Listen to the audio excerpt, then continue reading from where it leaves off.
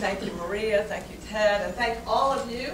It's the most inspiring thing to be standing here in front of all of you, because you are the ones that know the realities of this whole subject. You're the ones that have been doing the work for all of these years, and so I am just honored to be able to speak with you for a few moments. So bear with me while I give you a few thoughts that I hope will help tomorrow and the next day, but more importantly, maybe for the years to come, because this is not a sprint. We're all in this for the long run, and so it's an honor to be here with you.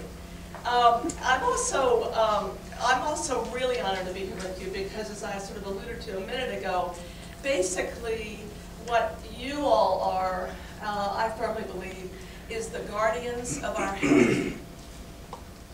And I just would like you to sort of think about that and digest that for a second, because I think it's a very, very important responsibility. But you are that because you understand that our world's greatest gifts, which we are all given equal shares of, our sacred air, our sacred water, and our sacred soil, are in fact the gifts that sustain each one of our lives. And it's given to us without prejudice, no matter what age we are, no matter what nationality we are, and frankly, no matter where on our precious globe we happen to reside. This Sustainability Summit is a clear expression of our mayor's vision and determination to make Louisville a deeply compassionate city. And as he says, a place of lifelong wellness. A city that under his leadership will become, I am confident, a national model in understanding our interconnectedness, and a model that is measured by how lovingly and compassionately we actually care for one another's well-being.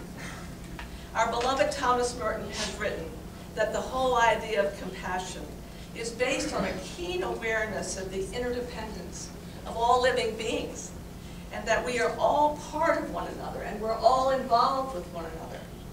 This consciousness of interdependence is the foundation, I believe, for an enlightened city. This interdependence is why we absolutely must all make tomorrow and make today and tomorrow a very mature personal commitment to preserving the health of all Louisvillians by caring deeply and effectively for the health of our air and of our water and of our soil. The tragic Elk River chemical spill, the remnants of which are flowing at this very moment through our city's drinking water source, certainly shows each one of us very, very vividly the reality and the seriousness of our interdependence. The Earth Charter, which was issued in 2000, notes that we are connected to the whole of creation in a very unique community of life. Think of it. We're connected to all of life that has been, all of life that is now, and all of life that will be in the future. And the Charter goes on to say that either we partner with the earth and with one another, or we risk the destruction of ourselves and the diversity of life. Given this choice, Mayor, compassionate sustainability clearly is our moral option and absolutely must become Louisville's leadership mantra and our guiding principle.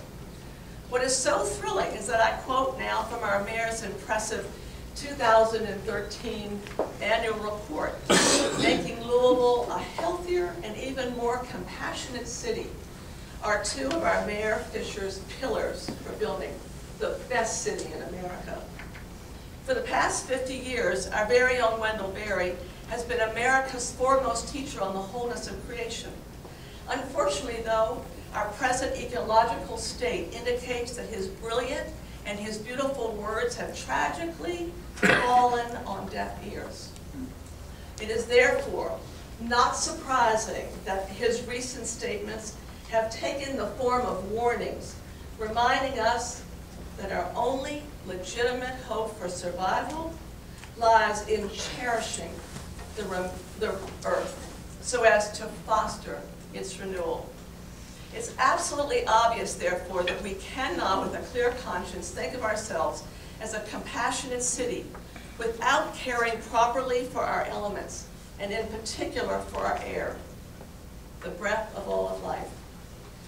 Tragically, Louisvillians often dismiss the condition of our air with what I call that throwaway cocktail comment. Oh, it's the Ohio Valley, you know. But the fact is, the quality of Louisville's air is one of our community's most important vital signs. And I will say to you, tragically, as we now know, this particular vital sign is seriously telling us that our health is in jeopardy. And as we all know, unhealthy air is a global problem. Unhealthy air is also a regional and a national problem. We also know that the steady rise in carbon dioxide and other pollutants in the atmosphere is claiming the lives of tens of thousands of Americans and causing hundreds of thousands of illnesses worldwide, including, as you all know, asthma, COPD, lung and cancers and heart attacks. Unhealthy air is also a serious state problem, with Kentucky having, in 2007, the highest national death from lung cancer. And most importantly for tonight's and tomorrow's conversations, unhealthy air is an urban problem and is, in fact, is currently an exceptionally serious Louisville problem.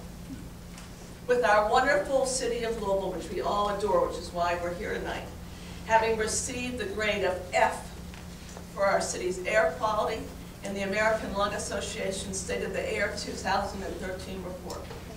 I'm sure many of you also will sadly remember that Louisville has been listed among the 10 worst cities for polluted air by Scientific America, and in the same year by the American Lung Association's State of the Air and by the Environmental Protection Agency's toxic release document. Yes, these are really dreadful statistics. And yes, this is an absolutely terrifying and dreadful reality, which has affected many, many families, and I have to say personally mine as well. Owsley, my wonderful husband of 43 years, shockingly died at the young age of 69, and I will always be convinced that his death was at least in part connected to Louisville's very unhealthy air, combined with the destruction of our ecosystem's natural balance. So I stand before you, a widow of 67 and a grandmother of 9 glorious grandchildren, who believes that our community's most extremely serious problem today is, as I've said, our dreadful air.